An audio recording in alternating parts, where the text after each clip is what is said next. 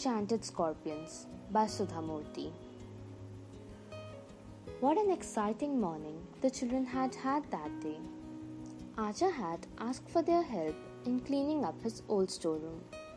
Aja loved to keep all kind of old things in that room, much to Aji's annoyance. She firmly believed that the room was the principal attraction for all the cockroaches, mice, termites, and other such bugs in the house. Every summer holiday, the children spent a day clearing out the room, exclaiming over all the treasures they had unearthed. Aja even let them keep some of the odds and ends they found. That didn't please their mother too much though. Today, they had found an old wooden box. It was a big box, beautifully carved all over with flowers, vines, and leaves. Inside, it had little compartments to keep all manner of things. Now these compartments were empty, but Raghu, who had been reading Treasure Island, imagined that once these were full of gold and silver coins, gems as big as eggs, and all kinds of fantastic jewels. After examining the box thoroughly, the children decided that the day's story had to be about lost treasure. Aji, who knew a story about anything under the sun, started right away. Siddharth was a young, good-natured merchant. Looking for work, he arrived in a village. He liked the people of the village so much that he decided to use all his savings to buy a house and live there forever. While searching for a house, he met Uday. Uday was a poor man.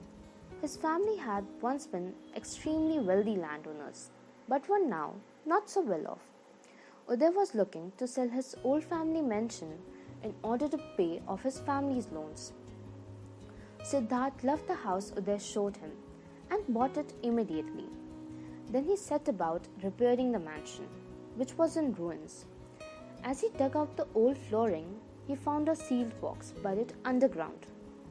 When he opened it, to his surprise, he saw it was filled with scorpions. He flung the box right away in fright.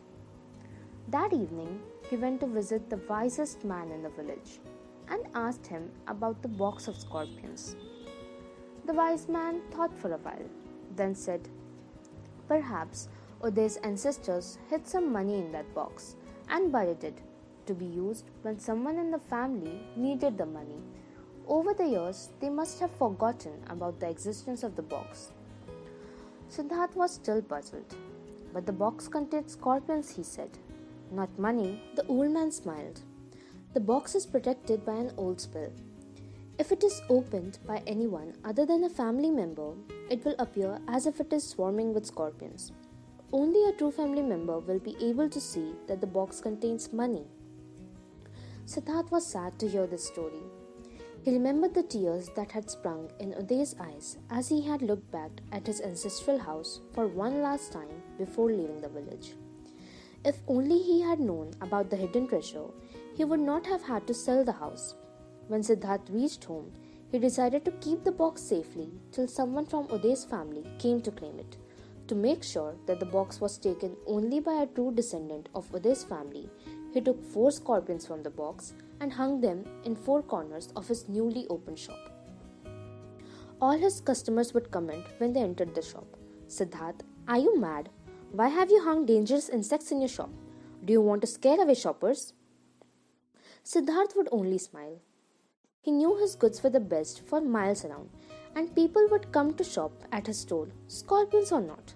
Gradually, the shop came to be known as the Scorpion Shop, and the villagers laughed at him behind his back.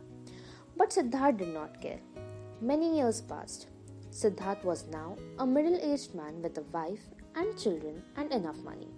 But he had one regret. No one had come to claim that box. One day, a young boy walked into the shop and said, "Sir, I have heard from many people in the village that you are wealthy and often help those in need. I had to stop going to school because I could no longer pay my fees. Could you please lend me some money so I can finish my studies?" Siddharth shook his head sadly. "The villagers have exaggerated about my wealth," he said. "Yes, I'm earning enough, but not so much that I can lend you or help you with money, though I would have loved to do so. The boy flared up in anger when he heard this. Sir, if you do not want to help me, please say so openly. Why do you lie? You have so much money that you don't know what to do with it. Why else have you hung gold coins in the four corners of your shop? Surely you can spare some coins to help a poor student like me. Heartbroken. Siddharth stared at him in astonishment. Well, what? What did you just say? He asked, his eyes bulging in excitement. I said, if you don't want to help, the boy repeated. Yes, I heard that, Siddharth cut him short. But what did you just say after that about the gold coins in my shop?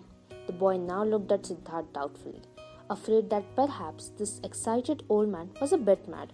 I said, you are so wealthy that you have hung gold coins in the four corners of the shop.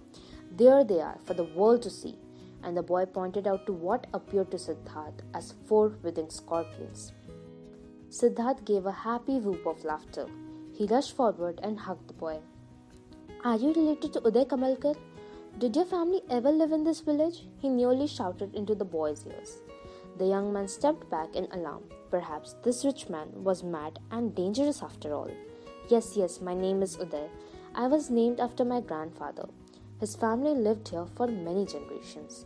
Then, when they fell on hard times, my grandfather sold his old house and moved.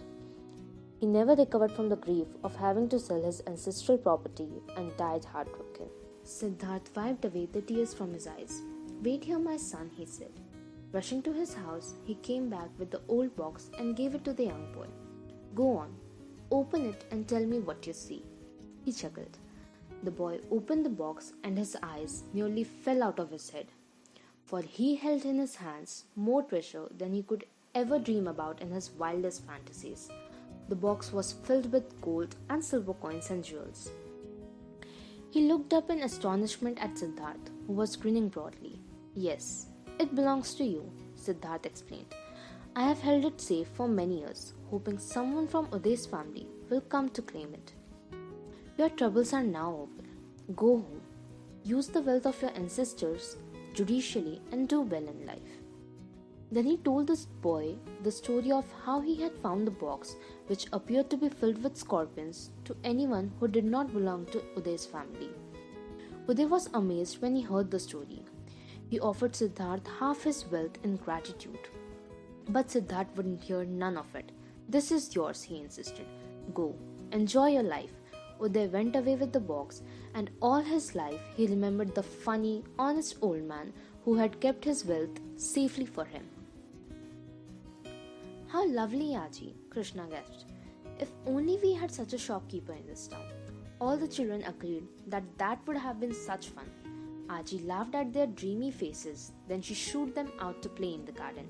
And do you know what they played till late in the evening? Treasure hunt, of course.